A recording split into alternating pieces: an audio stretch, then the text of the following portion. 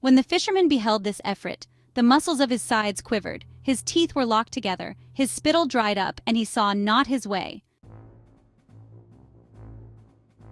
The Efrit, as soon as he perceived him, exclaimed, "There is no deity but God. Suleiman is the prophet of God. O prophet of God, slay me not, for I will never again oppose thee in word or rebel against thee in deed." "O Marid," said the fisherman, "dost thou say, Suleiman is the prophet of God?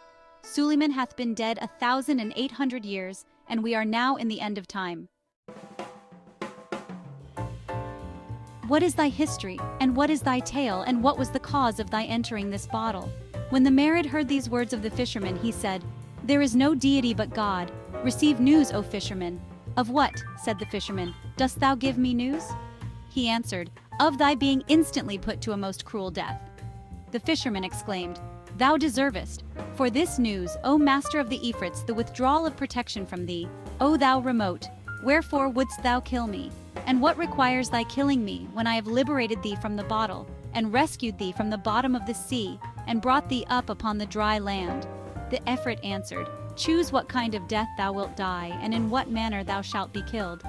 "What is my offense," said the fisherman, "that this should be my recompense from thee?" The Efrit replied, "Hear my story, O fisherman." "Tell it then," said the fisherman, "and be short in thy words, for my soul hath sunk down to my feet." "Know then," said he, "that I am one of the heretical jinn. I rebelled against Suleiman the son of Daoud, I and Sakhr the Jinni, and he sent to me his wazir, Asaph the son of Barkia, who came upon me forcibly, and took me to him in bonds and placed me before him.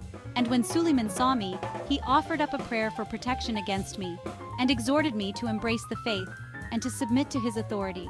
But I refused, upon which he called for this bottle, and confined me in it, and closed it upon me with the leaden stopper, which he stamped with the most great name. He then gave orders to the jinn, who carried me away, and threw me into the midst of the sea. There I remained 100 years, and I said in my heart, Whosoever shall liberate me, I shall enrich him forever. But the 100 years passed over me, and no one liberated me, and I entered upon another 100 years, and I said, Whosoever shall liberate me, I will open to him the treasures of the earth. But no one did so, and 400 years more passed over me, and I said, Whosoever shall liberate me, I will perform for him 3 wants. But still no one liberated me. I then fell into a violent rage, and said within myself, Whosoever shall liberate me now, I will kill him, and only suffer him to choose in what manner he will die. And lo, now thou hast liberated me, and I have given thee thy choice of the manner in which thou wilt die. When the fisherman had heard the story of the Efrit, he exclaimed, O Allah, that I should not have liberated thee but in such a time as this. Then said he to the Efrit, Pardon me and kill me not, and so may God pardon thee, and destroy me not, lest God give power over thee to one who will destroy thee. The Marid answered, I must positively kill thee, therefore choose by what manner of death thou wilt die. The fisherman then felt assured of his death, but he again implored the Efrit, saying, Pardon me by way of gratitude for my liberating thee. Why, answered the Efrit, I am not going to kill thee, but for that very reason, because thou hast liberated me. O Sheikh of the Efrit, said the fisherman, do I act kindly towards thee, and dost thou recompense me with baseness?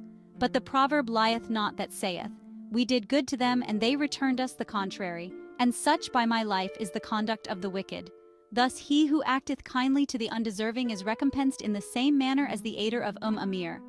The Efrit, when he heard these words, answered by saying, Covet not life, for thy death is unavoidable. Then said the fisherman within himself, This is a guinea, and I am a man, and God hath given me sound reason. Therefore, I will now plot his destruction with my art and reason, like as he hath plotted with his cunning and perfidy. So he said to the Efrit, Hast thou determined to kill me? He answered, Yes. Then said he, By the most great name engraved upon the seal of Suleiman, I will ask thee one question, and wilt thou answer it to me truly?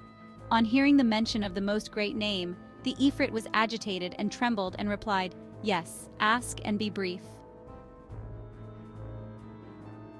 The fisherman then said, How wast thou in this bottle? It will not contain thy hand or thy foot. How then can it contain thy whole body? Dost thou not believe that I was in it? Said the Efrit. The fisherman answered, I will never believe thee until I see thee in it. Upon this, the Efrit shook and became converted into smoke, which rose to the sky and then became condensed, and entered the bottle by little and little, until it was all enclosed, when the fisherman hastily snatched the sealed leaden stopper, and having replaced it in the mouth of the bottle, called out to the Efrit and said, Choose in what manner of death thou wilt die. I will assuredly throw thee here into the sea, and build me a house on this spot, and whosoever shall come here, I will prevent his fishing in this place, and will say to him, Here is an Efrit, who to any person that deliberates him will propose various kinds of death, and then give him his choice of one of them. On hearing these words of the fisherman, the Efrit endeavored to escape, but could not, finding himself restrained by the impression of the seal of Suleiman, and thus imprisoned by the fisherman as the vilest and filthiest and least of Efrits. The fisherman then took the bottle to the brink of the sea. The Efrit exclaimed, Nay, nay, to which the fisherman answered, Yea, without fail, yea, without fail. The Marid then addressing him with a soft voice and humble manner said, What dost thou intend to do with me, O fisherman? He answered, I will throw thee into the sea, and if thou hast been there 1,800 years, I will make thee to remain there until the hour of judgment. Did I not say to thee, Spare me, and so may God spare thee, and destroy me not, lest God destroy thee? But thou didst reject my petition, and wouldst nothing but treachery. Therefore God hath caused to fall into my hand, and I have betrayed thee. Open to me, said the Efrit, that I may confer benefits upon thee. The fisherman replied, Thou liest, thou accursed. I and thou are like the Wazir of King Yunnan and the sage Duban. What, said the Efrit, was the case of the Wazir Yunnan and the sage Duban, and what is their story?